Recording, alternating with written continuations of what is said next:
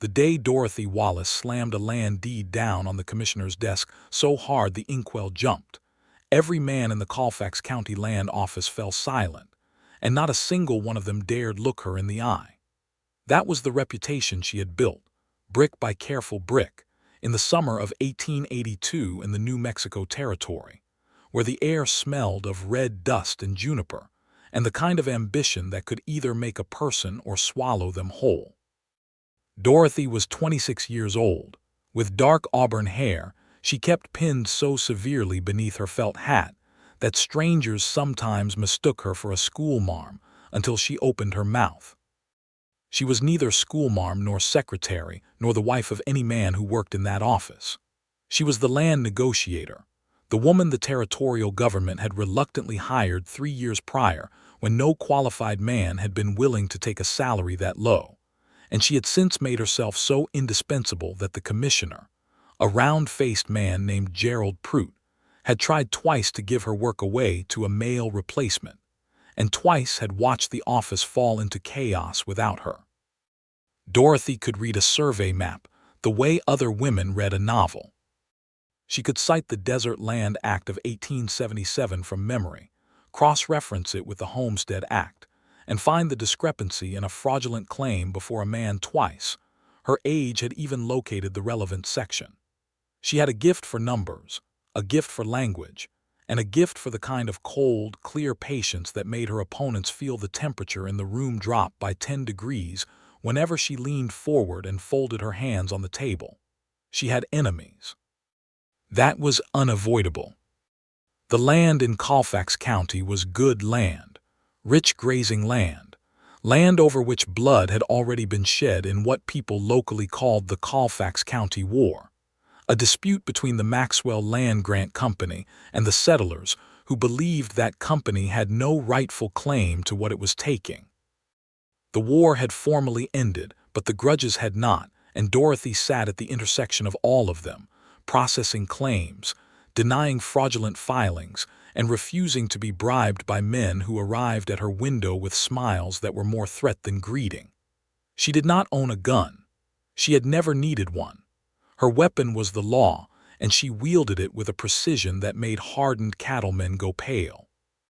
Wesley Hunter arrived in Cimarron on a Tuesday in late August, which was the kind of day where the heat pressed down on the town like a physical weight, and the horses at the hitching posts stood with their heads low and their eyes half closed. He rode in on a buckskin gelding named Calhoun, with a bedroll tied behind the saddle, a Winchester rifle in the scabbard, and the specific kind of lean, weathered stillness that came from a man who had spent the better part of a decade working cattle drives up from Texas. He was 30 years old, broad through the shoulders, with dark hair that curled slightly at the edges where it met the back of his neck, and he had the habit of tilting his hat forward when he was thinking, as though the brim could shield his thoughts the way it shielded his eyes from the sun. He had worked drives up the good night-loving trail, had spent 2 seasons in Colorado, had survived a cattle stampede in the Panhandle that had taken 2 men he considered friends, and had come to New Mexico Territory with a single purpose that he had nursed quietly for 4 years. He wanted land of his own. Not a lot of land, not an empire, just enough. 160 acres under the Homestead Act, a creek if he was lucky, enough grass to run a small herd, and enough space between himself and the next man that he could breathe without feeling the walls close in. He had saved carefully. He had the filing fee and then some. He had a letter from his former employer, a cattle baron named Frank Aldridge out of Amarillo, attesting to his character and his work ethic. He had everything, in short, that a man was supposed to need. What he had not anticipated was that the particular parcel of land he had identified, a stretch of grass along the Cimarron River that he had ridden through 2 years prior and never forgotten, was currently the subject of a competing claim filed by a man named Rufus Tate, who worked as the land agent for a cattle syndicate out of Santa Fe that was in the business of accumulating parcels and then leasing them back to the very homesteaders who had tried to claim them legally. Wesley discovered this the morning after his arrival, when he walked into the Colfax County land office, removed his hat out of long habit and basic courtesy, and approached the nearest window. The woman behind the window did not look up immediately. She was reading a document with the focused intensity of someone diffusing an explosive, her finger moving along a line of text, her lips pressed together in what might have been concentration or might have been controlled frustration. When she did look up, her eyes were a shade of green that Wesley had only ever seen in the shallow water of mountain streams, clear and cool and very direct. "Name," she said. It was not unfriendly, exactly, but it was not warm either. It was the tone of someone for whom efficiency was a form of respect. "Wesley Hunter. I'm here to file a homestead claim on the river parcel, Section 14, Township 26 North, Range 24 East." Something shifted in her expression. It was subtle, a slight tightening around the eyes, a pause that lasted a half-second longer than it should have. "I'm Dorothy Wallace," she said. "I handle land claims in this office." She set down her document and reached beneath the counter for a ledger, turning it open with practiced ease. "Mr. Hunter, that parcel currently has a competing claim filed against it. Rufus Tate, acting as agent for the Southwestern Land and Grazing Syndicate, filed a prior notice of intent 6 weeks ago." Wesley looked at her steadily. "Is the claim valid?" "That," Dorothy said, "is what we are in the process of determining." "And who determines it?" "I do," she said, "with oversight from Commissioner Prout, but in practice I assemble the evidence and present the finding." Wesley placed both hands flat on the counter. He was not a man given to dramatics, but there was a quiet intensity about him that filled a space without noise. "Miss Wallace, I have spent 4 years saving for this claim. I have ridden 600 miles to file it. I have documentation of residency intent, financial means, and a clear record of no prior claims. Whatever Tate filed, I would like the opportunity to contest it."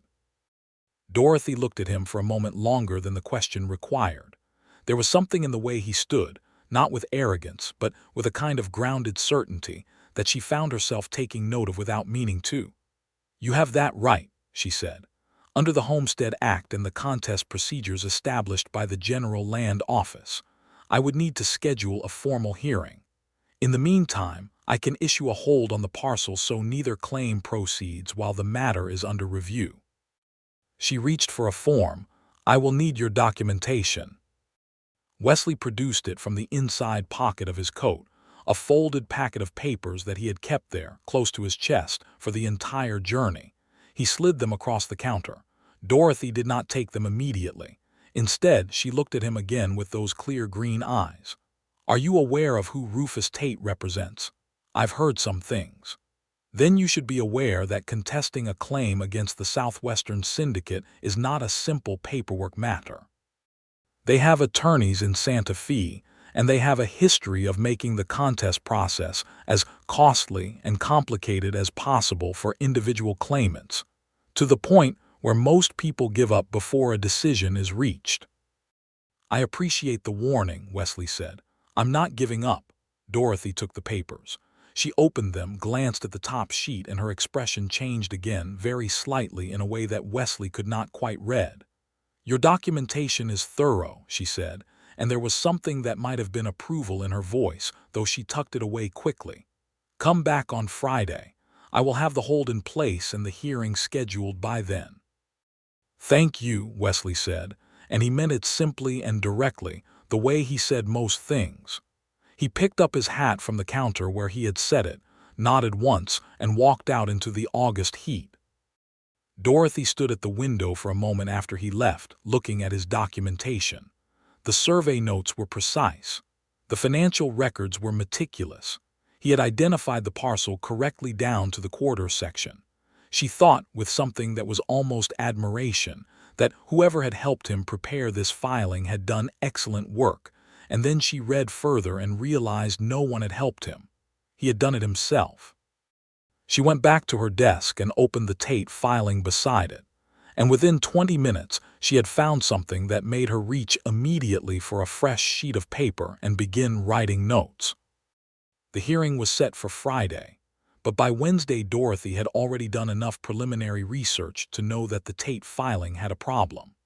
The prior notice of intent that Rufus Tate had filed cited a residency establishment date that was directly contradicted by postal records she had requested from the Santa Fe office.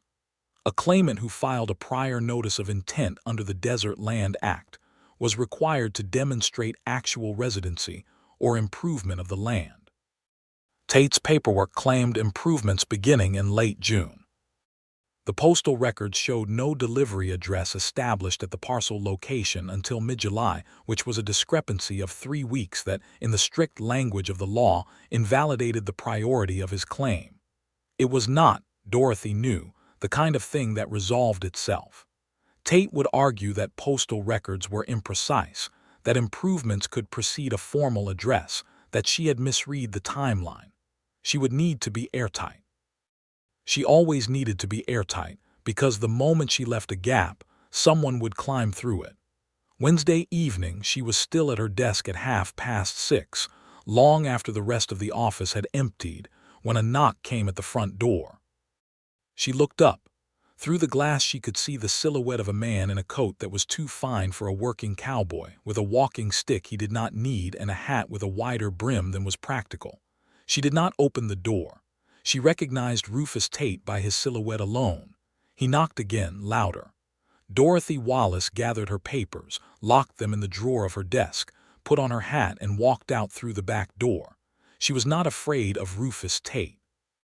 But she was also not stupid, and meeting alone with a man whose employer had a documented history of intimidating land office staff was not something she intended to do in an empty building at evening. She found out the next morning what Tate had wanted. He had left a note with the overnight clerk at the hotel where she boarded, asking her to reconsider the hold she had placed on the parcel, and suggesting, in language that was careful enough to be deniable, that the syndicate would be very appreciative of any cooperation she could extend. Dorothy read the note twice, folded it carefully, and put it in the drawer where she kept evidence she might need later. On Thursday, Wesley Hunter came back to the office. He had not been scheduled to come until Friday, but Dorothy had sent a message to his hotel that morning asking him to come in, because she had questions about his survey documentation that she wanted to clarify before the hearing. He arrived at 10 in the morning, hat in hand as before, and she noticed that he had a slight sunburn across the bridge of his nose that had not been there Tuesday, which meant he had spent at least part of the previous 2 days outdoors. She found herself wondering briefly what he had been doing. "I appreciate you coming in," she said, and gestured to the chair beside her desk. Most people who came to her desk remained standing, as though the chair were not an invitation she meant sincerely. Wesley sat down without hesitation, which she noticed. "You had questions about the survey notes," he said. "I do. The boundary notation on the eastern edge of Section 14 refers to a rock formation as a landmark.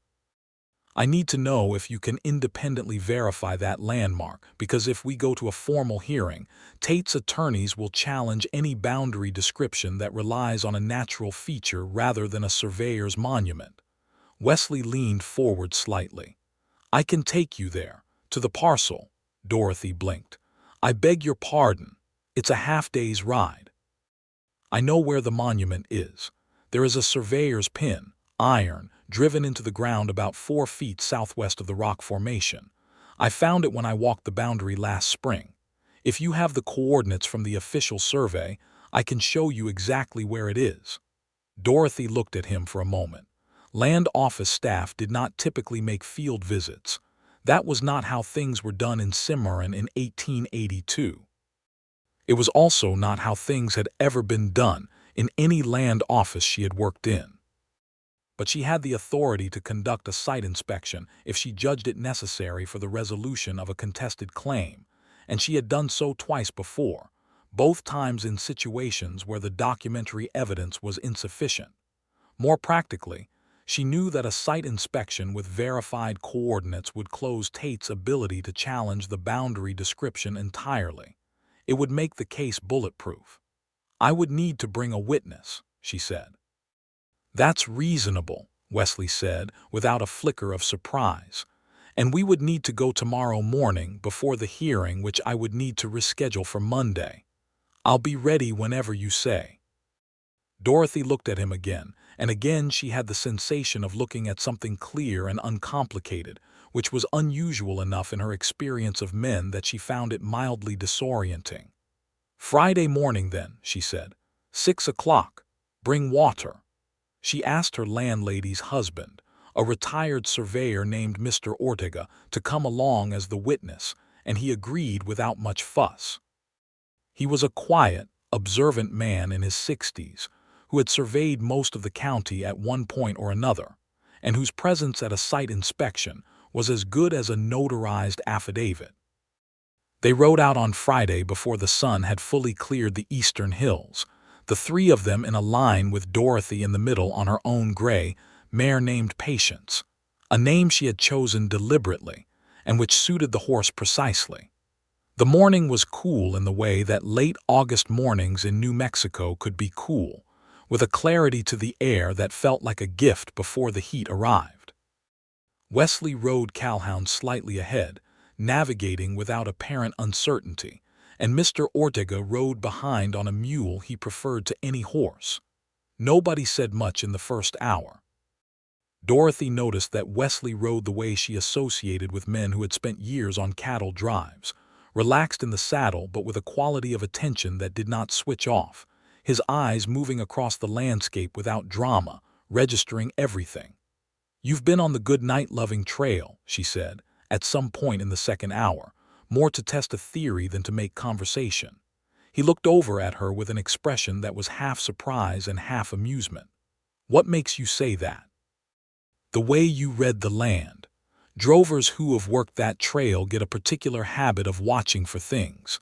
Breaks in the terrain, where water might run, where a herd might scatter. It's a specific kind of looking." He was quiet for a moment.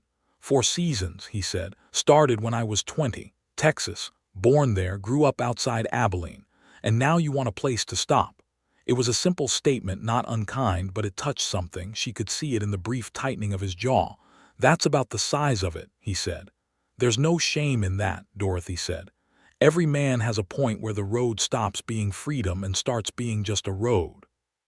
He looked at her then fully in a way he had not quite done before. "What about you? What about me? Do you have a point where it stops?" Dorothy looked ahead at the red hills rising in the distance.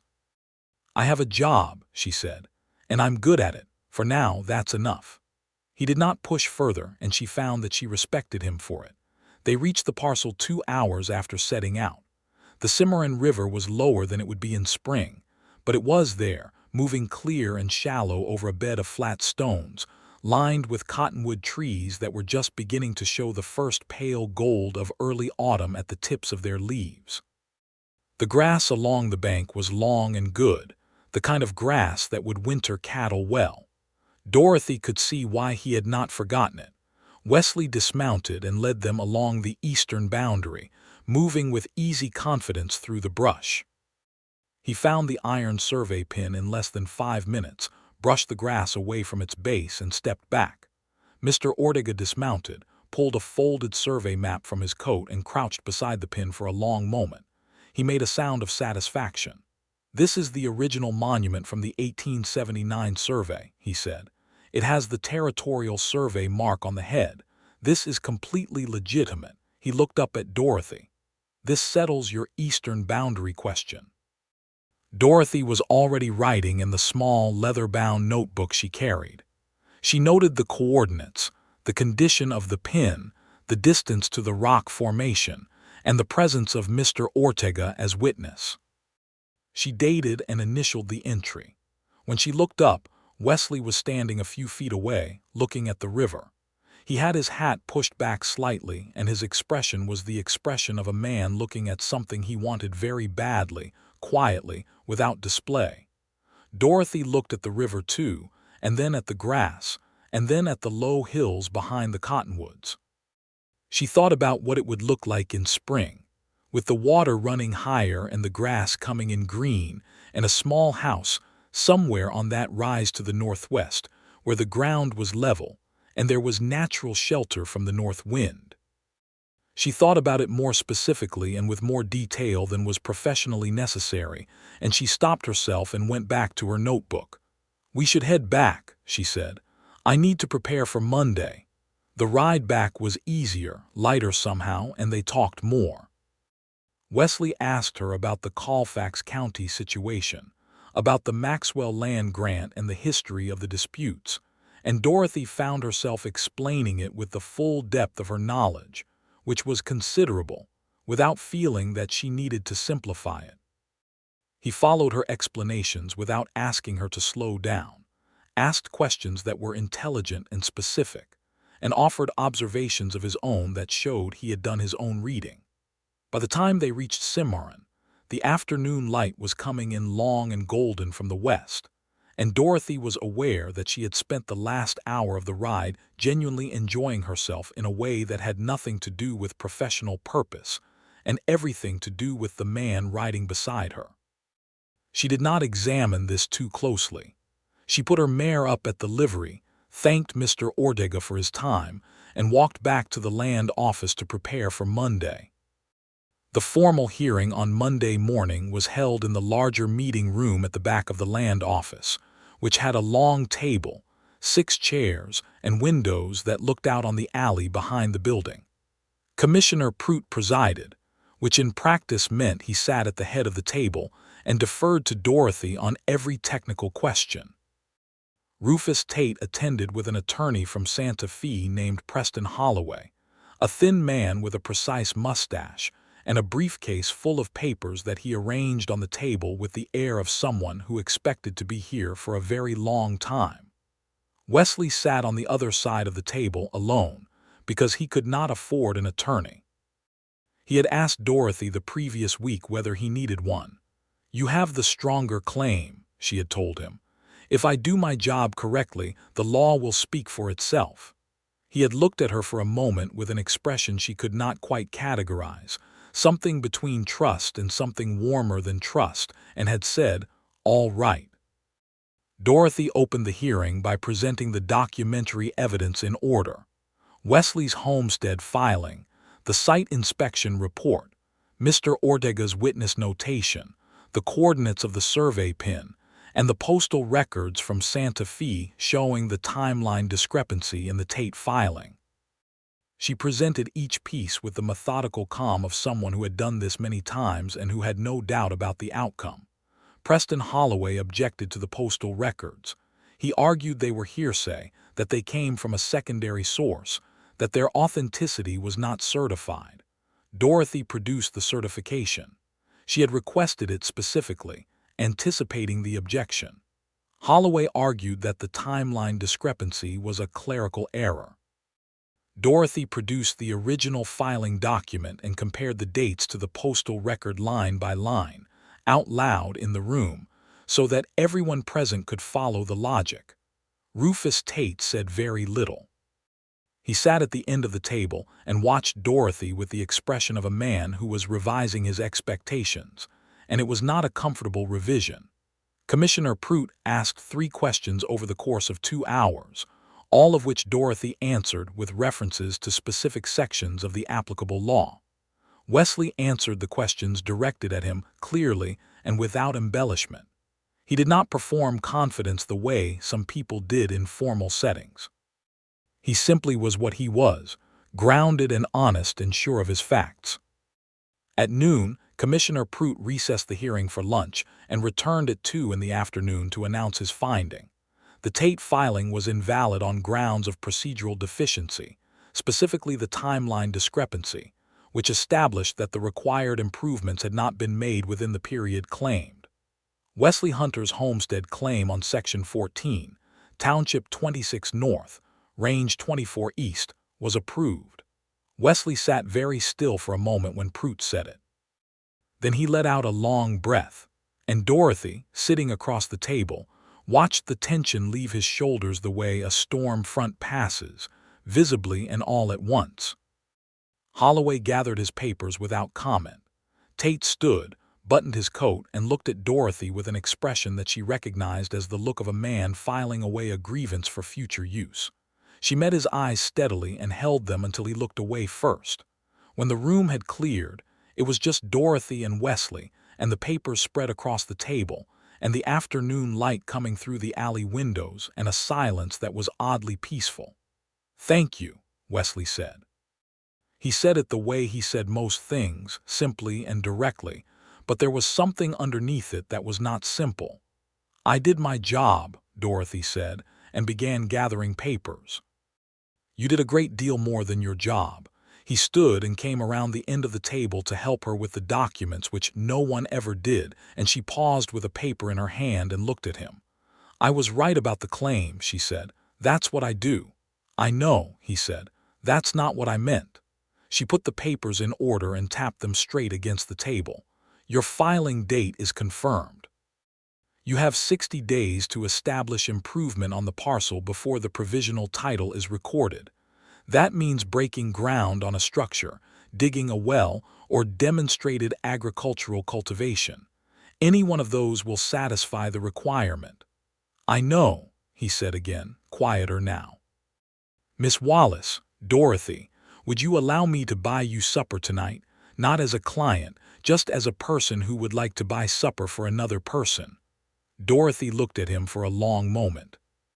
In 3 years at the Colfax County Land Office, no one had asked her anything like this, because most of the people who came through her window either needed something from her or resented her or both, and the few who had expressed personal interest had done so in ways that felt like tests of her professionalism rather than genuine overtures. This did not feel like a test. It felt like what it was, a man asking a woman to share a meal. "I eat supper at 6, she said.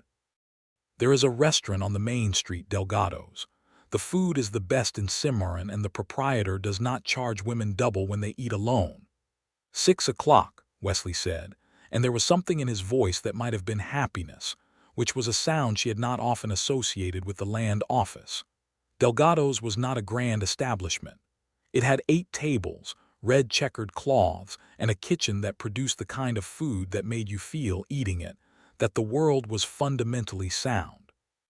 Maria Delgado, who ran the place with her daughter, knew Dorothy by name and brought her coffee without being asked when she arrived. She raised an eyebrow at Wesley, not critically but assessingly, and brought him coffee too. They talked through supper about things that had nothing to do with land claims.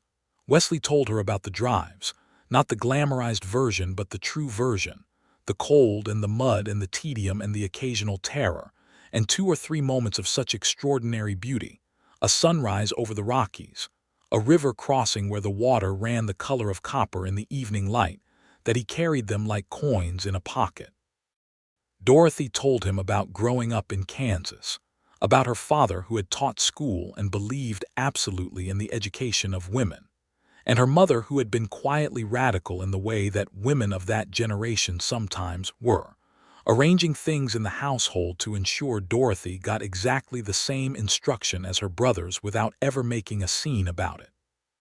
She told him about coming to New Mexico, about the job, about the first 6 months when half the men in the office refused to speak to her directly and the other half spoke to her as though she were about 12 years old, and how she had handled it, which was by being so precisely and undeniably competent that competence eventually became more interesting to everyone involved than resentment. "Does it still happen?" Wesley asked. "The not speaking to you directly?" "Less than it did," she said.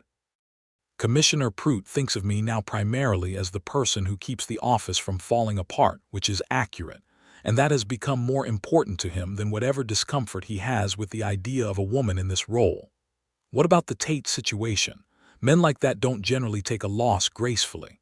Dorothy wrapped both hands around her coffee cup. "He'll try again. He'll file a different claim, or he'll find a procedural angle I haven't anticipated. That's how the syndicate works." "But that," she said, "is also what I do." Wesley watched her across the table. The lamplight in Delgado's was warm and low, and in it her face had a different quality than in the office, less guarded, or perhaps guarded in a different way, the way a person is guarded when they are aware of being seen but have decided to permit it. "Can I ask you something?" he said. "You can ask," she said, which was not the same as saying yes. "Do you like it, the work, not whether you are good at it?" whether you like it." She was quiet for a moment, genuinely considering. "Yes," she said. "I like it very much. I like that the law is the law regardless of who is standing in front of me. I like that a piece of ground has a legal description that doesn't change based on whether the man who wants it is rich or poor or connected or not. That seems to me like a thing worth maintaining." Wesley nodded slowly. "I think that's the most honest answer I've heard from anyone in a while." "I find honesty considerably less work than the alternative," Dorothy said. He smiled, and it changed his face in a way that she registered without meaning to register, the lines at the corners of his eyes deepening, something genuinely warm moving across his expression. She looked down at her coffee. September came, and with it the first real cooling of the air, the cottonwood leaves turning gold in earnest, the smell of wood smoke in the evenings. Wesley began his improvements on the parcel. He started with the well, because water was the foundation of everything else. He hired 2 men from town, brothers named Carver, who were good with a well auger and did not require much supervision. He spent his days at the parcel and came back to town in the evenings, and 3 or 4 evenings a week he found reason to walk past the land office around closing time, and on those evenings Dorothy frequently found reason to be leaving at that hour, and they would walk together to Delgado's, or along the main street as the evening cooled. They were careful about it. Not dishonestly careful, not hiding something they were ashamed of, but careful in the way that people are careful when something is new and worth protecting. Cimarron was a small town and people noticed things, and Dorothy had a professional reputation she had built on the premise that her personal life did not intersect with her work, a premise she had maintained through 3 years of isolation that she had not always admitted, even to herself, was lonely. Wesley seemed to understand this without it being explained. He did not make displays of their time together, and he did not minimize it either. He was simply present in the way that was becoming characteristic of him, grounded and unhurried and paying attention. The well came in on a Thursday in the 2nd week of September. Wesley rode into town that evening with mud on his coat and an expression that was almost luminous with satisfaction, and he went to the land office specifically to tell Dorothy. "It came in at 30 feet, he said. "Good water, clean. The Carver brothers said it's the best they've dug in the county." Dorothy set down her pen. She was aware of smiling, which was not something she did automatically or often. "That satisfies the improvement requirement," she said. "I can record it tomorrow." "I know," he said. "I came to tell you." She looked at him. "I'm glad you did." That Friday she walked out to the parcel herself in the early afternoon, riding patience along the river road with the sun warm on her back and the sound of the water beside her. She told herself it was a routine inspection. She was almost entirely sure it was not entirely routine. Wesley was there with the Carver brothers, doing finish work on the well casing, and he looked up when she rode in with an expression that suggested her arrival was not entirely a surprise and not entirely unwelcome. He walked over while she dismounted, and they stood beside each other at the edge of the well and looked down into the dark circle of water 30 feet below. "It's remarkable," Dorothy said. "Worth 4 years," Wesley said. She turned and looked at the land around them, the river visible through the cottonwoods, the grass moving in the afternoon wind, the gentle rise to the northwest where the house would go. The sky above was the deep and impossible blue that New Mexico produced in September, a color that seemed too saturated to be real. "You're going to build the house there," she said, nodding toward the rise. "That's what I was thinking." "Good orientation," she said. "South-facing slope. You'll keep your heat in winter and catch the morning sun year-round, and you'll have a view of the river from the front porch." He looked at her sideways. "You've thought about this." She felt something warm move through her that she did not entirely control. "I look at land all day," she said. "It's habitual." He did not say anything further, but he smiled again, and she looked at the river instead. In the 3rd week of September, Rufus Tate made another move. It was not a legal one this time. He came into the land office on a Wednesday morning when Commissioner Prout was present. which was not an accident, and he sat down across from Pruett's desk and began a conversation about whether the land office had been conducting its claim adjudications with appropriate impartiality.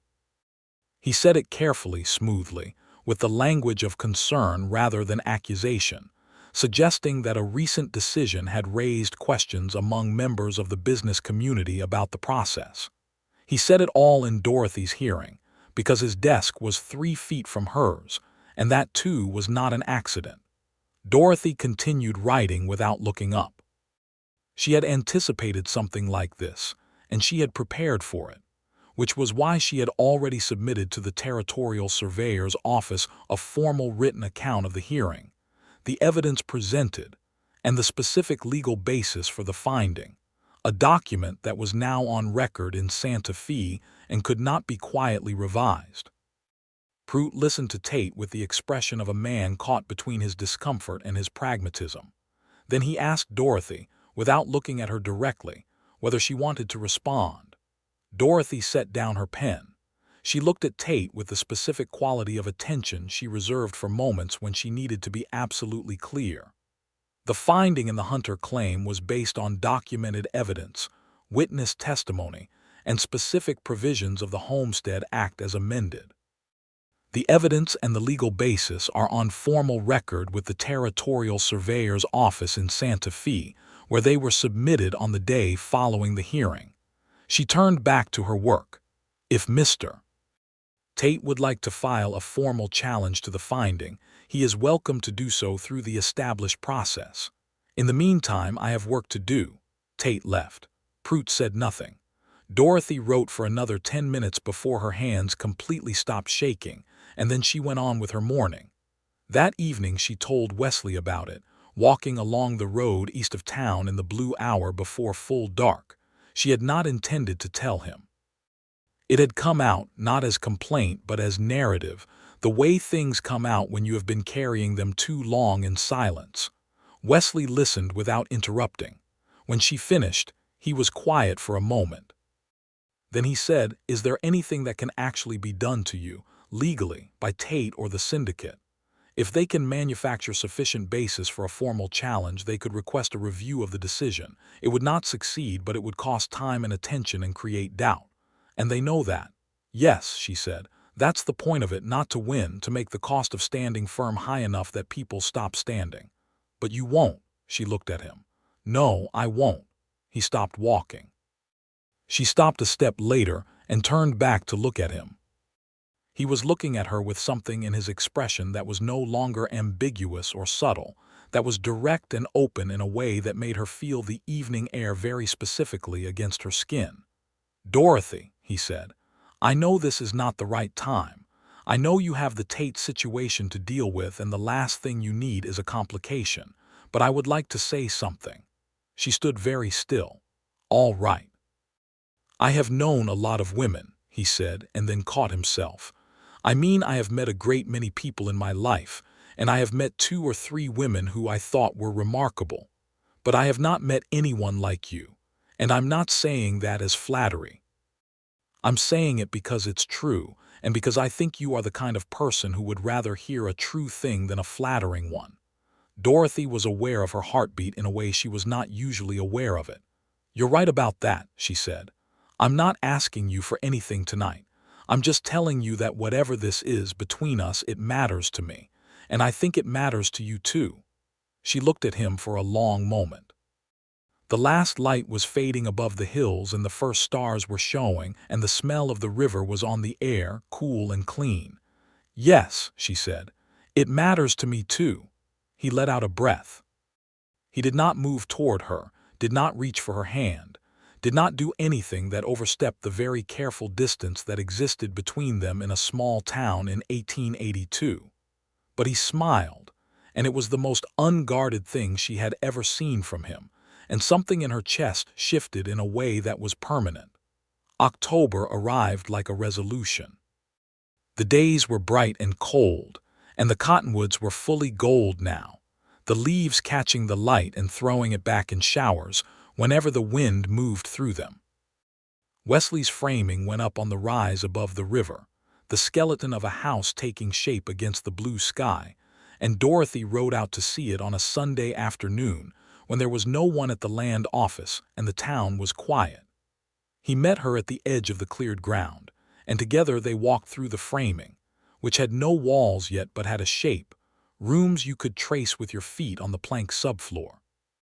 She walked through what would be the kitchen and looked through the open frame where a window would go, and the view was exactly what she had imagined: the river through the cottonwoods, the hills beyond, the sky above it all, enormous and clear. 2 bedrooms, Wesley said. For now. She turned to look at him. He was watching her with an expression that was somehow both hopeful and careful at once.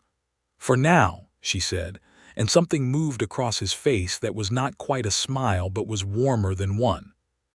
They sat on the subfloor in the frame of what would be the front porch and watched the sun move down toward the western hills, and Wesley put his arm around her shoulder in a gesture that was tentative for about 1 second before it became settled and certain. And Dorothy leaned against his side and was aware of the warmth of him and the solidity of him and the smell of sawdust and cold air, and felt, for the first time in a very long time, that she was exactly where she was supposed to be. "I want to ask you something," Wesley said to the landscape rather than to her. "You have a habit of announcing your questions before you ask them," Dorothy said. "Just ask."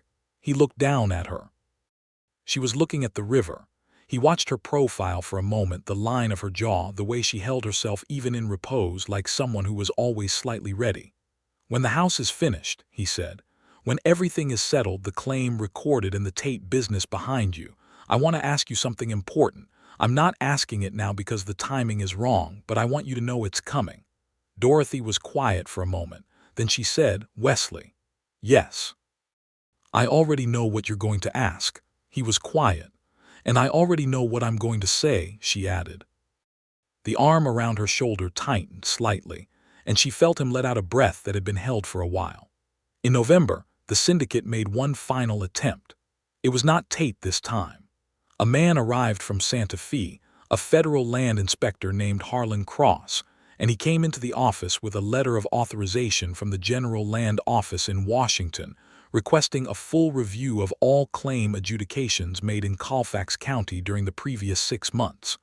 Dorothy read the letter twice. Then she looked at Harlan Cross, who was a medium-sized man with careful eyes and a manner that suggested he had seen a great many land offices and was not impressed by any of them. "Mr. Cross," she said, "I welcome the review. I have complete documentation on every adjudication made in this office in the past 6 months, properly indexed and recorded. I would ask, however, that you also review the original complaint that triggered this inspection and the source from which it originated." Cross raised an eyebrow. "What do you mean?" "I mean that this inspection was requested by the Southwestern Land and Grazing Syndicate, through their congressional contact, as a response to a specific adverse finding in a claim they contested and lost. I think that context is relevant to the review." She opened her desk drawer and produced the note Tate had left at her hotel in August. "I also have a written communication from the syndicate's local agent that constitutes an attempt to influence the outcome of that claim.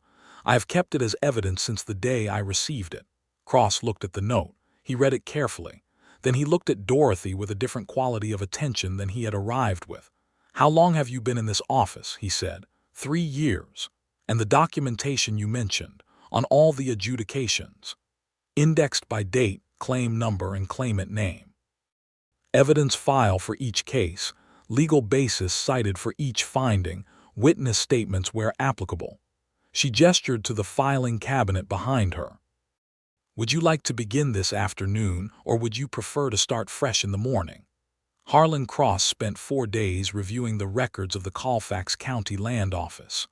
On the 5th day, he wrote his report, and Dorothy read it that evening, alone at her desk, with a cup of coffee at her elbow. The report found no irregularities in any adjudication. It noted that the record-keeping in the Colfax County office was, in the reviewer's assessment, among the most thorough he had encountered in the territory. It specifically noted the Hunter-Tate claim as a correctly decided case with complete evidentiary support. And it recommended, in the final paragraph, that the complaint against the office that had triggered the review appeared to originate from an interested party whose claim had been properly and legally denied, and that no further review was warranted. Dorothy set the report down and sat for a moment in the quiet office. Outside the window, the November wind moved through the main street of Cimarron, and the last of the cottonwood leaves were rattling against the glass. She felt something settle in her chest, solid and final and clean.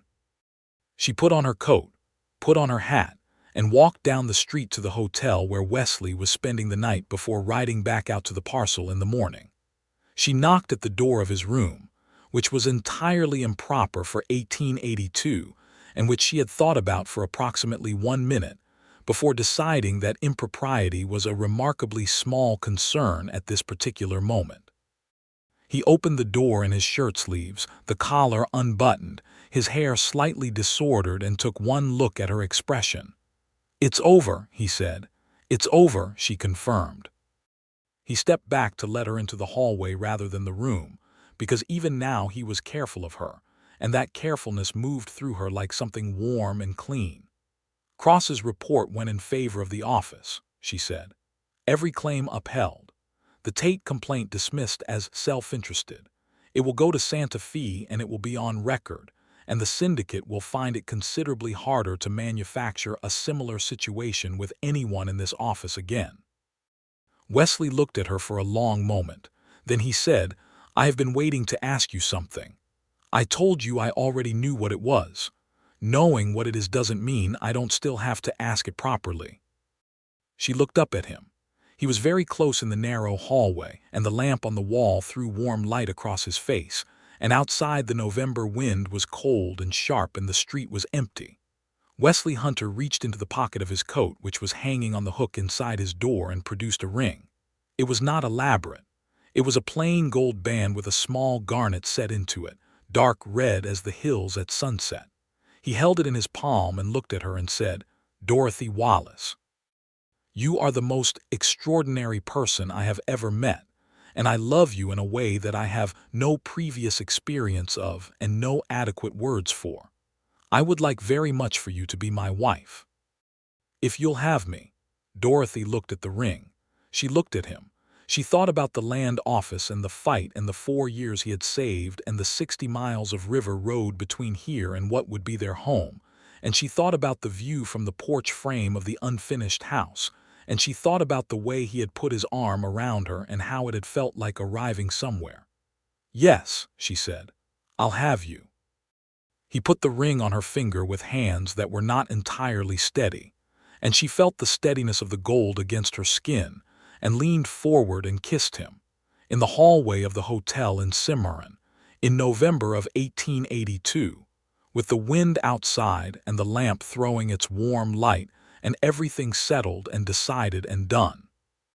They were married in December, in the small church on the edge of town, with Commissioner Prout in the front pew looking relieved in a way he probably did not intend to display, and Mr. and Mrs. Ortega in the second pew, and the Carver brothers in the back, looking uncomfortable in their good coats. Maria Delgado brought a cake, without being asked, because she said anyone who ate at her restaurant as regularly as Dorothy Wallace for 3 years was family enough. The house was not fully finished when they moved into it after the wedding, but the main room and 1 bedroom were closed in and chinked and warm, and the wood stove had been installed and was drawing properly, and the first night in it was cold and clear, and the stars above the river valley were so numerous and so bright that Dorothy lay awake long after Wesley had fallen asleep, and watched them through the window she had insisted on having on the north wall, the window that looked up rather than out, and felt the warmth of the room and the warmth of the man beside her and the weight of the ring on her hand, and let herself simply be glad. The spring of 1883 arrived in a wave, the river running high and loud with snowmelt, the grass coming in so green it seemed to vibrate, the cottonwood leaves unfolding pale and translucent in the April light. Wesley built a small barn and bought a starter herd, 8 cows and a bull, and spent the long spring days riding the fence lines he had put in over the winter and learning the rhythms of the land in the way that a person learns a language, slowly and by immersion. Dorothy stayed on at the land office through spring, riding in 3 days a week on patience, managing the claims that continued to arrive with the settlers who were moving into the territory in increasing numbers. She was, if anything, more effective than she had been before, because the syndicate's failed attempt to discredit her had given her a specific kind of credibility in the office and in the county, the credibility of someone who had been tested and had not moved. In April, she told Wesley she was expecting a child. They were at the kitchen table after supper, the lamp lit, the stove still warm from cooking, and the sound of the river audible through the walls, higher now with the spring melt. She said it simply, because simplicity was her nature, watching his face as she said it.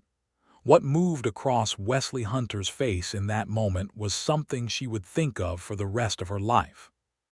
It was not a single emotion but a sequence, surprise and awe and joy and something that had no name but that filled the room the way light fills a room when the curtain is opened, completely and without reservation. He reached across the table and took both her hands in his and held them and did not say anything for a long moment, and she did not need him to. "Are you well?" he said finally. "Perfectly well," she said. "I expect to be thoroughly inconvenienced by January and back to full capacity by February." He laughed, a full and unguarded laugh, and she smiled at him across the lamplight and felt the river running high outside and the spring coming on and the child she was carrying and the house around them that was theirs, and thought that there was no word in any language she knew that was adequate to this, so she did not try to find one. She stayed at the land office through June, because the work needed doing, and because Dorothy Wallace did not abandon her responsibilities, and because she had also, in quiet conversations with Commissioner Prout, been training a young man named Samuel Reyes, who had come to the office the previous autumn and who had the same instinct for legal language and documentary evidence that she had recognized in herself at his age.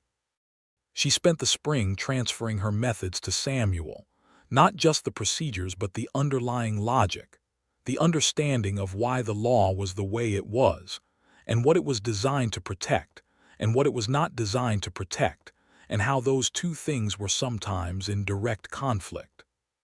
Samuel was 22 and serious and treated Dorothy with a respect that was neither performative nor deferential, but was simply the respect of one competent person for another, which was exactly the kind she preferred.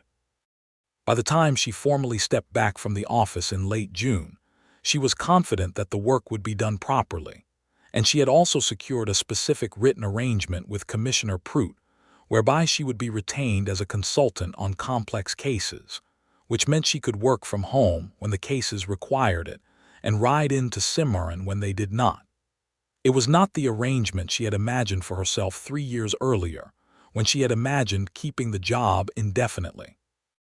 But it was the arrangement that was honest, that reflected where her life had gone, and that allowed her to be both things she was, the fierce negotiator she had always been, and the woman who had chosen this river valley and this man and this life.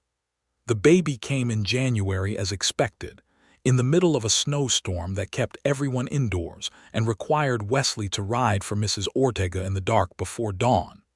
Mrs. Ortega arrived in excellent spirits and took charge of the situation with the efficiency of someone who had midwifed half the county, and Wesley paced the main room for 4 hours in a state of contained and wordless anxiety that Dorothy would have found endearing if she had not been otherwise occupied. The child was a boy. He was born at 7 in the morning with the snow still coming down outside and the first gray light filling the north window. And when Wesley came into the bedroom and saw his son for the first time, he sat down on the edge of the bed and looked at the child and at Dorothy with an expression that was quiet and total, and which she understood perfectly. They named him James, after Dorothy's father, the schoolteacher who had believed in the education of women. James was a vigorous and opinionated child from the beginning, which no one who knew his parents found surprising.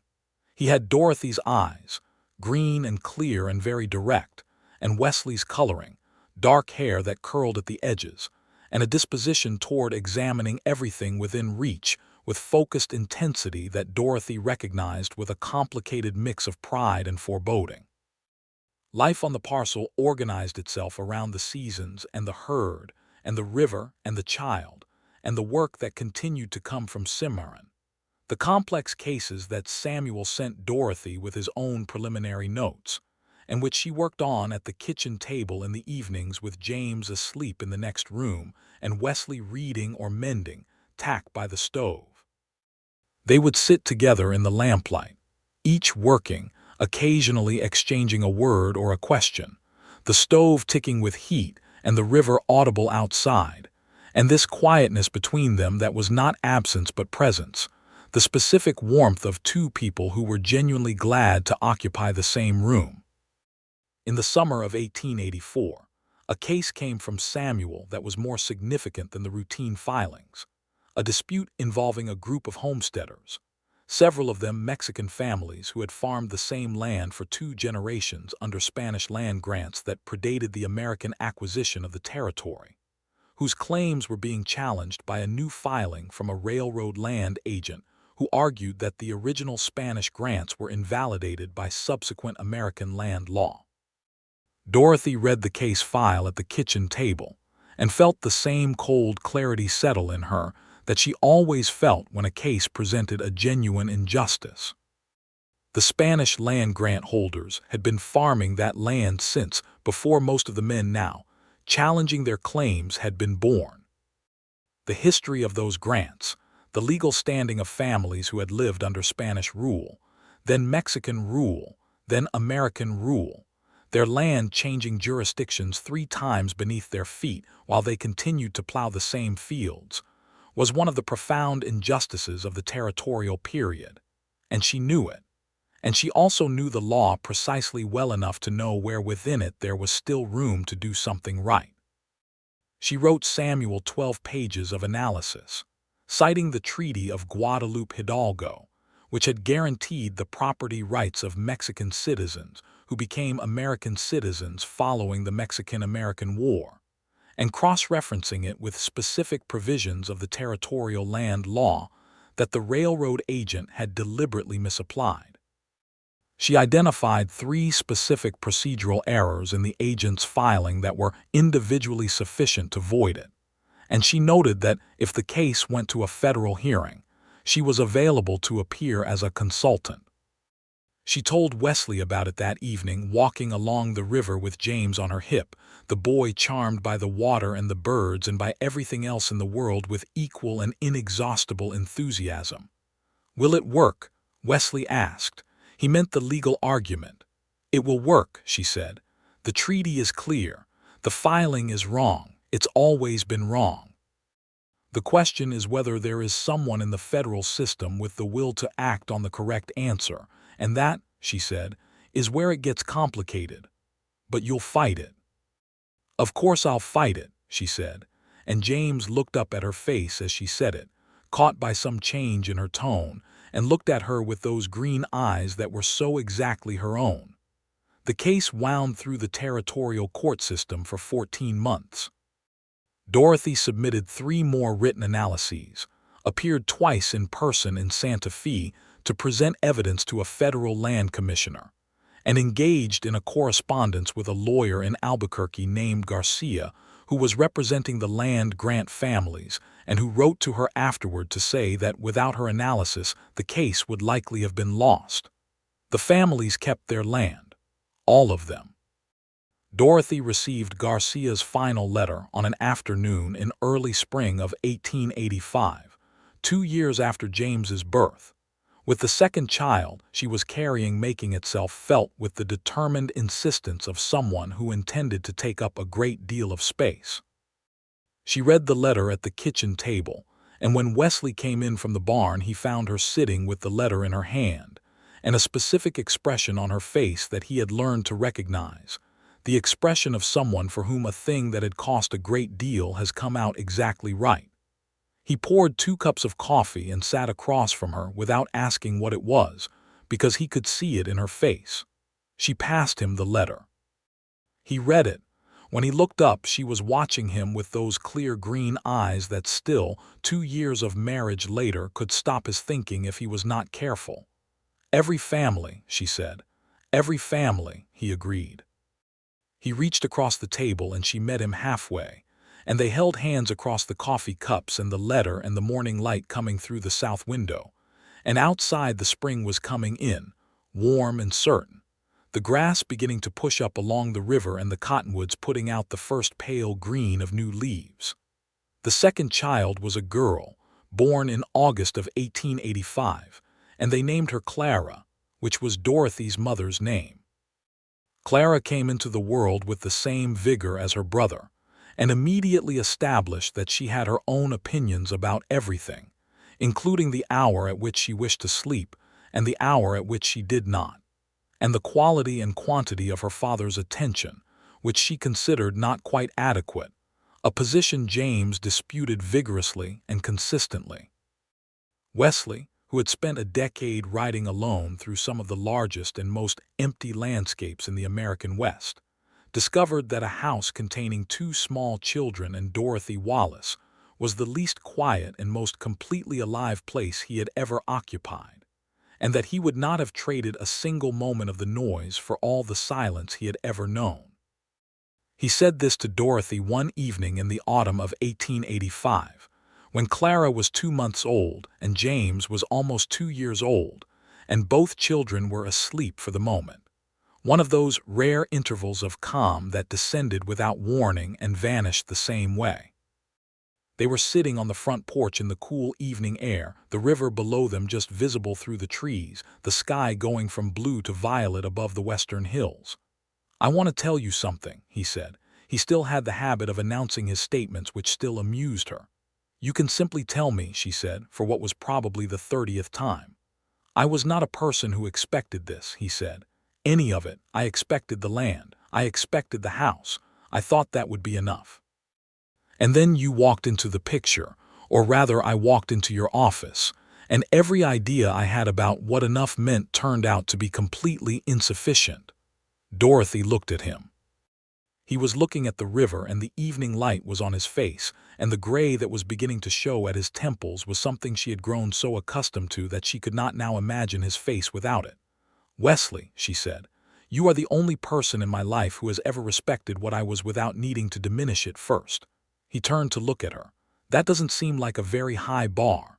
"It was higher than you think," she said quietly. "For a long time." He was quiet for a moment. Then he reached over and took her hand where it lay on the arm of her chair, and held it with the same settled certainty that characterized everything about him. And they sat in the cooling evening with the river below and the children sleeping inside, and the house warm behind them and the land all around them that was theirs, and neither of them needed to say anything more. The years moved the way good years do, with a quality of length that is not tedium but fullness, each season distinct, and each one containing more than the one before.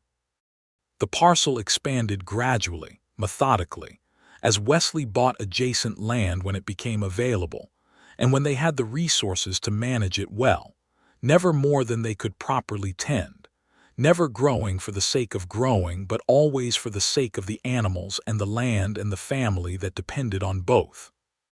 James, at 6 years old, was already following his father around the property, with the focused attention of someone compiling a comprehensive inventory, asking questions about every fence post and every cow and every decision as though preparing a report. Wesley answered every question with the same patient seriousness with which he approached everything, and Dorothy, watching from the kitchen window or the front porch, felt something that was too large and too layered to be simply called happiness, but that happiness was part of. Clara, at 4, had decided that she was interested primarily in 3 things: the horses, the river, and whatever book Dorothy had left within her reach.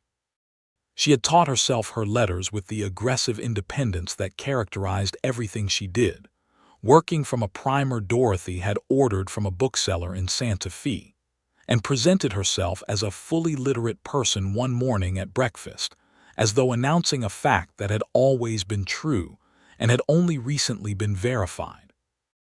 Dorothy did not send them to the school in Cimarron, which was adequate but not more than adequate, and instead taught them herself in the mornings at the kitchen table, using the same rigorous and methodical approach her own father had used, the same belief that a question deserved a complete answer, and that ignorance was a temporary condition to be corrected rather than a natural state to be accepted. She still took cases from Samuel, who was now the full land negotiator at the Colfax County office, and who had developed into exactly the kind of careful, principled officer she had hoped he would be.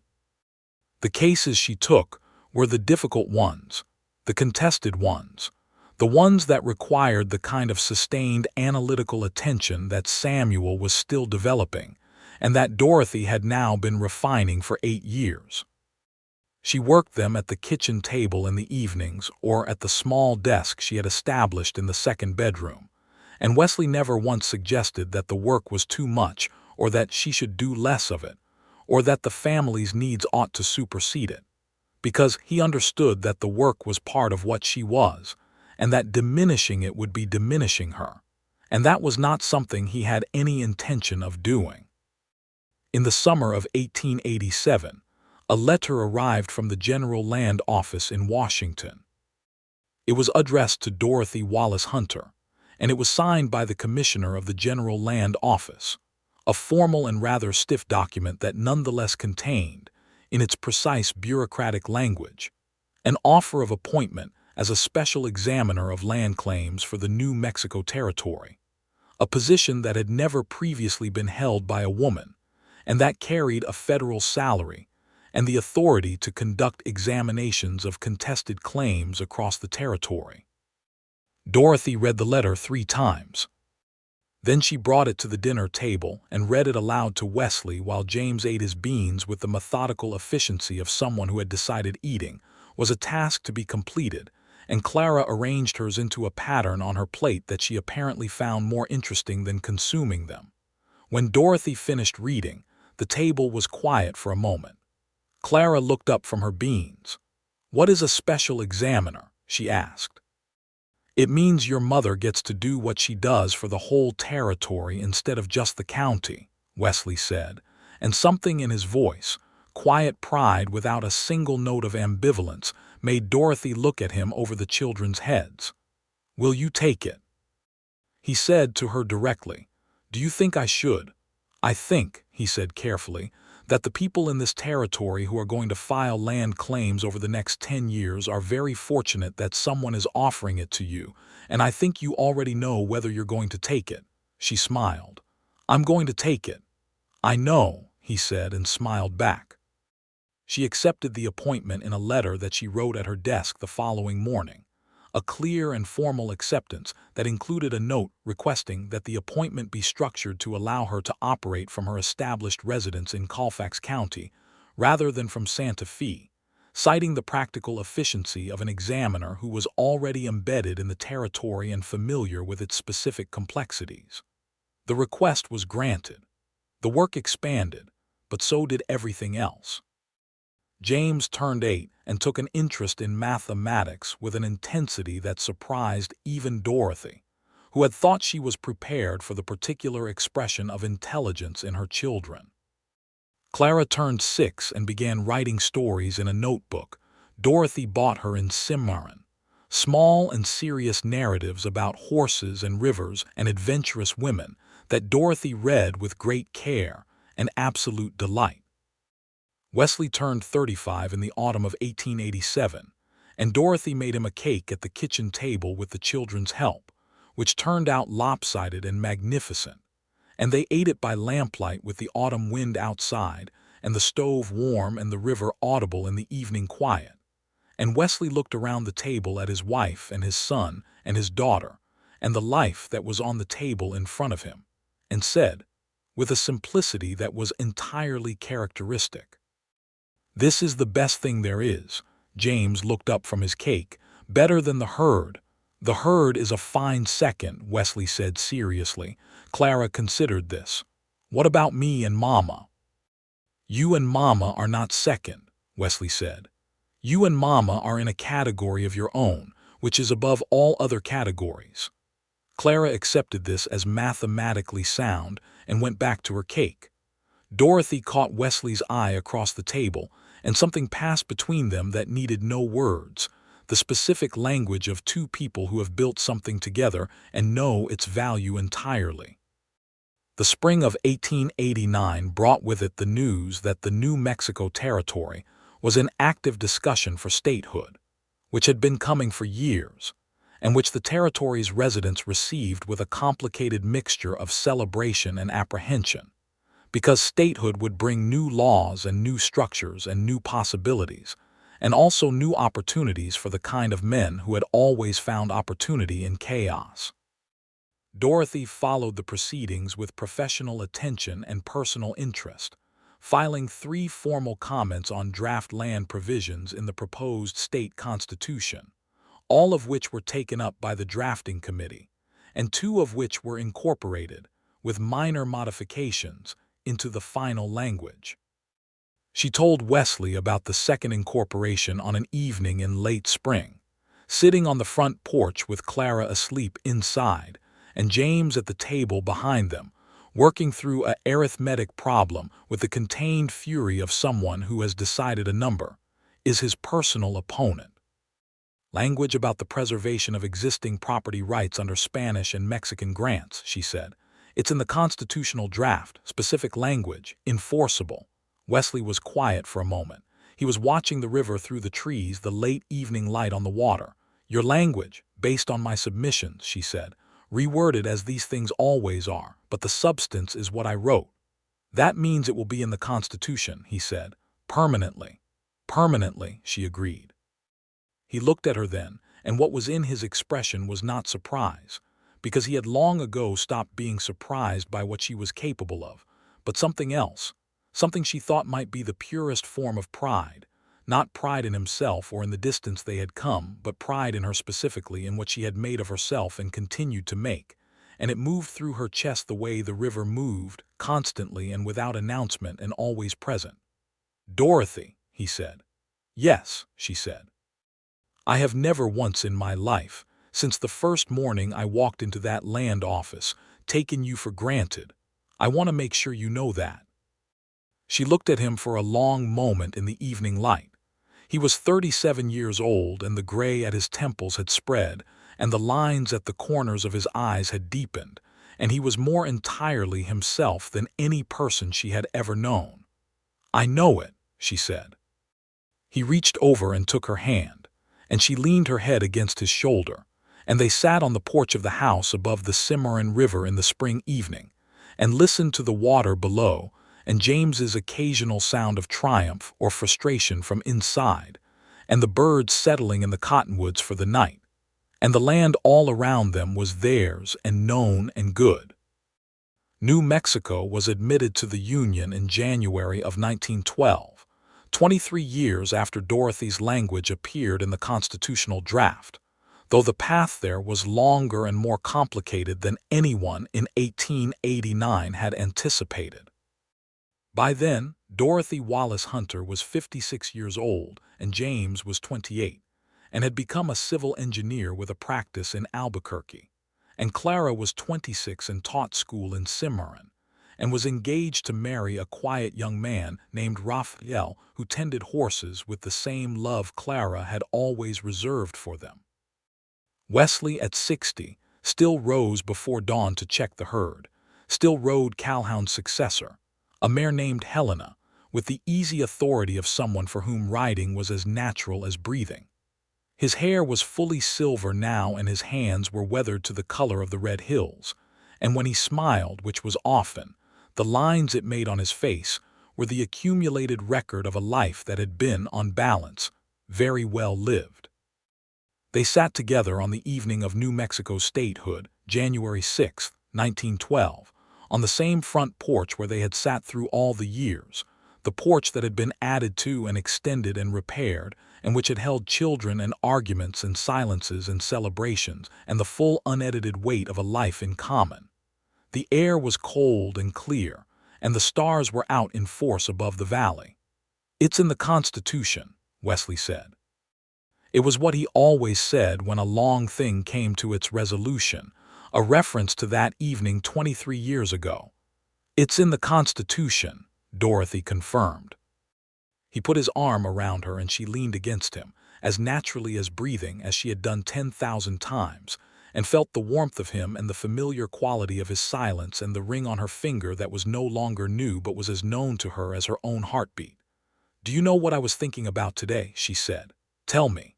That morning on the ride to the parcel, in August of 1882, the cottonwood trees were just beginning to turn. He was quiet for a moment. "I was thinking about that too," he said. "Were you?" "I was thinking that I already knew, somewhere on that ride, that something was going to happen between us. I just didn't know what form it would take."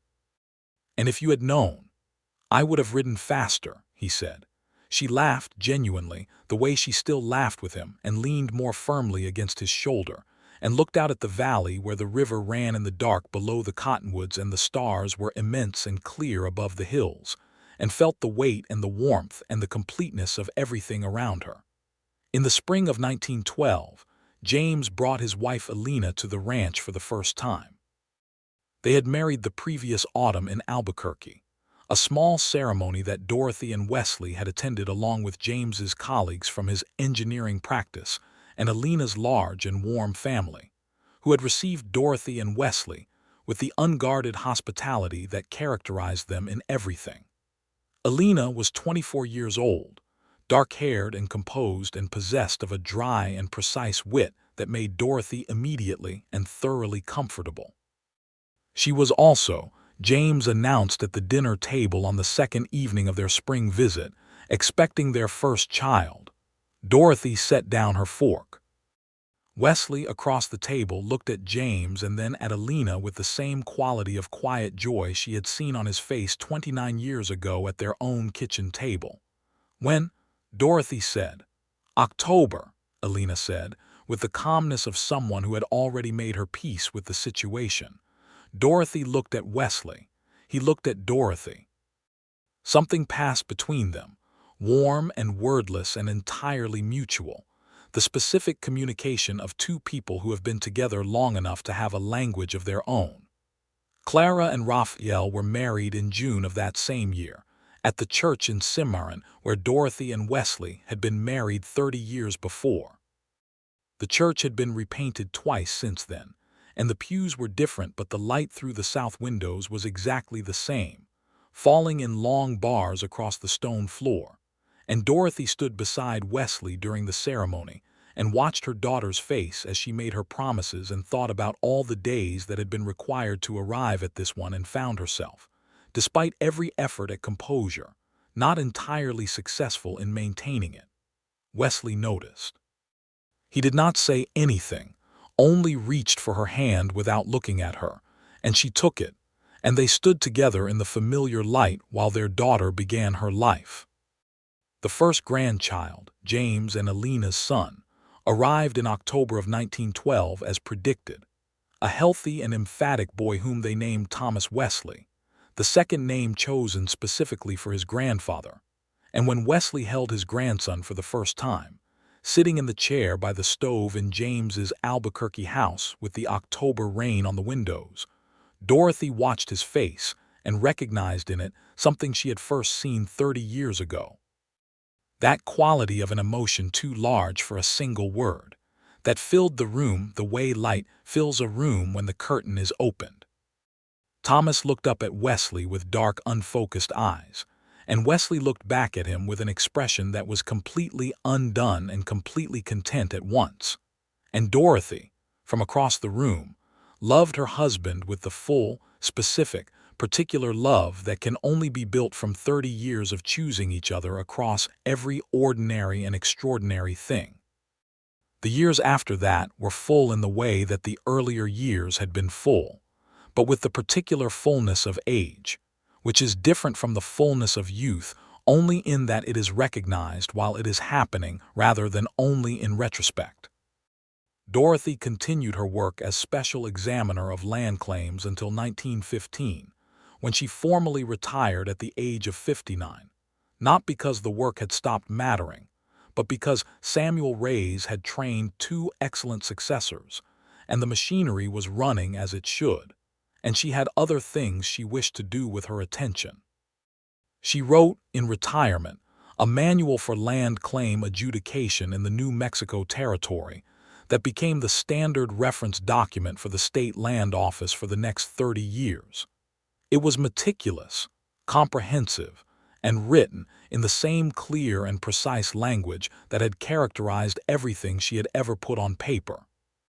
She dedicated it in the dedication page she wrote without ceremony and without self-consciousness to the families who had kept their land and to the law that, when properly applied, had allowed them to do so. Wesley read the dedication and did not say anything for a long time. Then he said, "Your father would be very proud." "My father," Dorothy said, "would not have expected anything less." "No," Wesley agreed. "He raised you right. He raised me to do what was right," she said. "There's a distinction." He looked at her with that expression she had loved from the beginning, the one that was neither surprised nor unsurprised, that simply saw her clearly and was glad of what it saw. "Yes," he said, "there is." They were in their 70s when the people of Cimarron began referring to them, without irony, as the Hunters of the river Parcel, the couple who had been there since before most of the county's current residents were born, who had raised two fine children in a house above the Cimarron River, and watched three grandchildren come into the world, and had between them shaped more of the county's legal and physical landscape than most people would ever fully understand. Dorothy found this description both accurate and slightly amusing, the way that historical summary always compresses and simplifies the texture of an actual life, but she was not ungrateful for it. Recognition, when it comes honestly, is something she had long since learned to accept with grace. The front porch became, in those later years, the center of their evenings, spring through autumn, the two of them sitting in the chairs that had been replaced 3 times but occupied the same positions above the same view, the river through the cottonwoods that were now enormous with age, the hills beyond them, the sky above. The conversations they had there were not always large or significant. More often they were the ordinary conversations of two people who had known each other long enough to speak in shorthand, who could reference an entire season of memory with a single phrase, who had built a common language from 35 years of shared experience. And sometimes they were quiet together for a long time, watching the light change on the water, listening to the cottonwoods move in the evening wind, and the quiet between them was the most complete and comfortable silence that either of them had ever known, because it was a silence full of everything that had been said and done and chosen, a silence that had been earned. One evening in the late autumn of 1918, the air cold and the stars beginning to show above the darkening hills, Wesley said, without looking at her, "I think about that first day, walking into the land office." Dorothy smiled. "You put your hat on the counter." "I was nervous," he said. "You did not appear nervous." "I was very nervous," he said. "You were the most intimidating person I had ever met." She turned to look at him. He was looking at the river and smiling, and the starlight was on his silver hair and his weathered face, and he was 76 years old and still entirely himself. "I was simply doing my job," she said. "You were doing it magnificently," he said. Was the intimidating part. She looked at the river. "And what are you thinking about it now, that first day?" He was quiet for a moment, then he said, "That I am the luckiest man in the county, possibly the territory." She reached over and took his hand. His fingers closed around hers, warm and certain, as they had closed around hers for 35 years. "Wesley," she said, "yes. You were the only man who ever walked through that door and asked me a real question and then listened to the answer." "Seemed like the obvious thing to do," he said. "It was not as obvious as you think," she said. He squeezed her hand. She leaned against his shoulder just as she had always done, in the chair on the porch above the river. with the cottonwoods enormous in the dark below, and the stars very bright above the valley, and the house warm behind them with its lamps lit, and its rooms carrying all the years, and the land around them stretching out in the night to the hills and the river, and the grass that had always been good grass, and that had been worth everything. Everything that had been contested was resolved. Everything that had been built still stood. The law they had both believed in their different ways, had done what good law does when it is upheld by people willing to stand for it. It had held. And they sat together on the porch as the evening fully came, and the stars multiplied above them, and the river ran in the dark below. And there was nothing left unfinished, nothing left unsaid, nothing that had not been given its full and honest measure. And the life they had made together was exactly what a life built on love and work and the unflinching willingness to be exactly who you are can be. Complete.